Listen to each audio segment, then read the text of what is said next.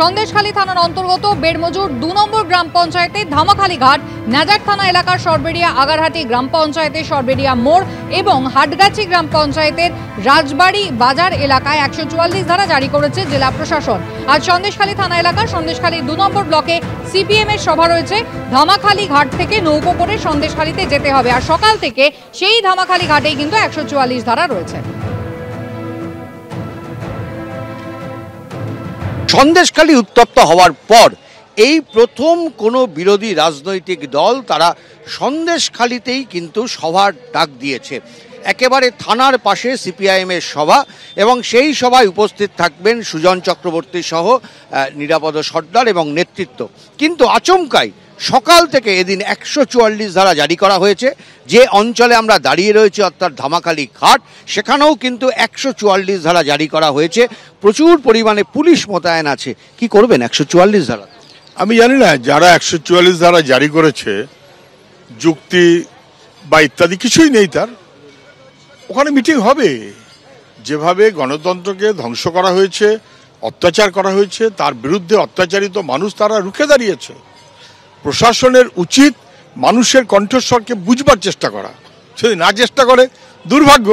আমরা যাচ্ছি, আজ সভা হবে, দুটো মিছিল হবে, সভা হবে, নানান অসুবিধার মধ্যে মানুষ আছেন, তার মাঝখানেও আজকে সমাবেশ যথেষ্ট ভালো হবে বলে আমার মনে হয়।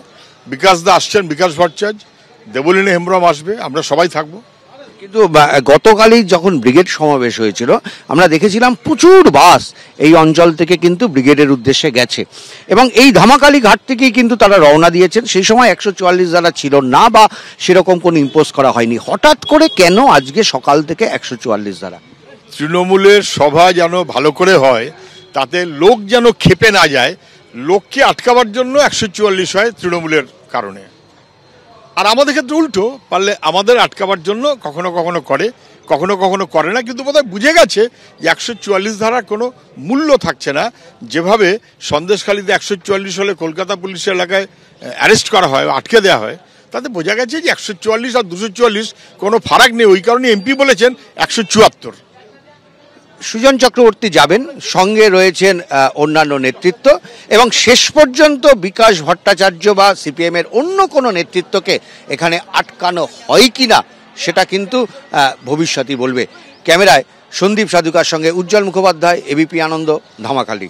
সরবেরিয়া আগরবাড়ি গ্রাম পঞ্চায়েতের প্রধান জিয়াউদ্দিন মোল্লা, সেই জিয়াউদ্দিন মোল্লা সহ আরো বেশ কয়েকজনকে আজ নিজাম প্যালেসে সিবিআই ডেকে পাঠালো।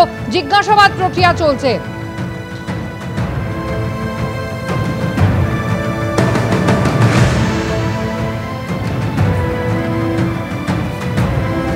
৫ই জানুয়ারি সন্দেশখালীতে রেশন বন্টন দুর্নীতি মামলার তদন্ত করতে পৌঁছয় ইডি। আক্রান্ত হতে হয় তাদের। একেবারে সামনের সারিতে ছিলেন এই তৃণমূলের গ্রাম পঞ্চায়েত প্রধান জিয়াউদ্দিন মোল্লা। কি দাবি তিনি করেছিলেন? তিনি নোটিশ না দিয়ে কেন আসবে ইডি, প্রশ্ন তুলেছিলেন। শুনুন।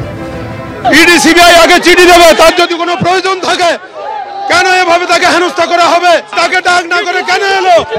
ইডি সিবিআই চিঠি না দিয়ে কেন আসবে? সেদিন যাকে সামনের সারিতে দেখা গিয়েছিল সেই জিয়াউদ্দিন মোল্লা সহ আরো বেশ কয়েকজনকে ইতিমধ্যেই আজ নিজাম প্যালেসে সিবিআই ডেকে পাঠিয়েছে।